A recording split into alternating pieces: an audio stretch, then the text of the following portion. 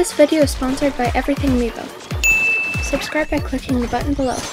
Hey guys, welcome to Splatoon Saturday, your weekly source for all the latest on Splatoon. AMIIBO! Good morning, everyone. We've received an English translation for a bunch of the information on new brands and new clothing from old brands. You can check that out via the link in the description below. But the most notable discovery is that Taki Kinsaki, which was the direct Google Translate from one of the brands, is now known as Tony Kensa. Alright, so I got a little bit of news related to the channel. I'm going on a plane tomorrow to America for 3 months. Well, actually, since I'm publishing this on Saturday, I'm probably on the plane right now as you're watching this video. But here's the thing, I'm going to be staying somewhere most of the time where I have some good Wi-Fi and a lot of time on my hands and I can set up all my stuff, and I'm going to be doing a lot of focus on YouTube. The problem is that I actually have a week here where I don't have any Wi-Fi at all, and so I can't make anything for YouTube. So we are going to miss one Splatoon Saturday, so just bear with me, guys, and I hope you understand, and I'll be back in full the following week after that. A new enemy was shown off on Twitter that skates away and leaves a bomb in its wake when it spots you. I can imagine this getting really annoying, especially when there are some other enemies around to pressure you and maybe you don't notice that he's ran away and pooped out this little bomb. Either way, it's a pretty cool new enemy design. Check out our Teespring store. You can buy Splatoon and Everything AMIIBO themed merch to support the channel and style.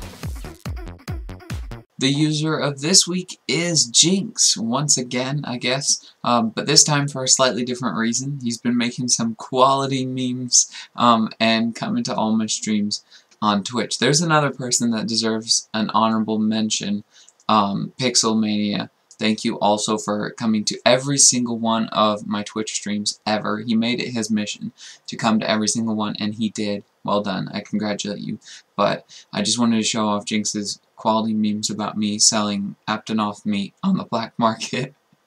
You can get more of that on my Twitch channel. Although, like I said, I'm not able to have Wi-Fi for a while, so obviously I won't be streaming for another week or so.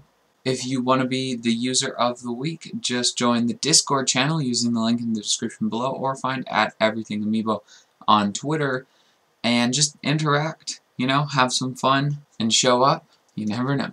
There are a bunch of new screenshots of the single player released in very high quality on Twitter, and basically they just go through the different aspects. You know, there's the single player hub and some stuff about Callie and you and stuff, but here's some of the interesting things they had to say alongside them.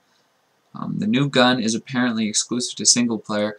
Remember, I'm working with Google Translate here, a combination of Google and Bing Translate, so trying to figure out what these things are saying is not too easy. But yeah, apparently the new gun that I was talking about before that's all customizable and stuff is exclusive to single player, and players can rent other guns. I couldn't figure out if it was saying you could rent this single player gun or if it was trying to refer to changing your weapon mid-match. I don't know. And apparently the character of Sheldon is a bit shrewd and calculating. That's understandable if he's a weapons salesman and he's trying to just expand his business most of the time, probably. There's some screenshots of all the different types of enemies and what they get up to. The boss fight is shown, or one of them, and his giant roller isn't just a roller, it can actually turn into a motorcycle. So the unicycle that he's riding on is actually the back wheel of the motorcycle once he puts it together. It doesn't, like, physically it doesn't work. The brush changes size when he turns it into a motorcycle, but let's just ignore that and appreciate the fact that we're fighting an Octo Transformer, pretty much. Oh, and there's a little bit of information on the Octolings. Apparently they look cute, but they're dangerous. And now they can equip shooters, rollers, sloshers, and more. Pretty exciting stuff.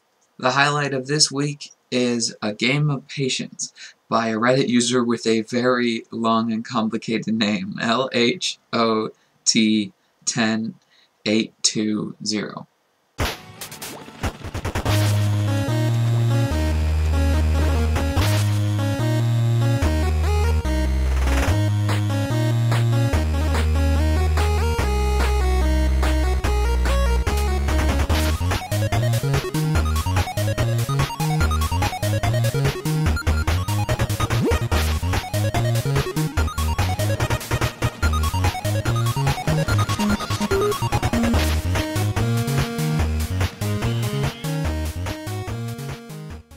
existing clothing brand Splash Mob has released some new clothes. This brand is apparently for hardcore outdoor functional use, but at the same time it can be everyday wear. And squids use them to go bouldering at the new Muscle Forge fitness stage. I like all the additions to the background lore. Like, there's no point in any of it, but it's nice to build up this world.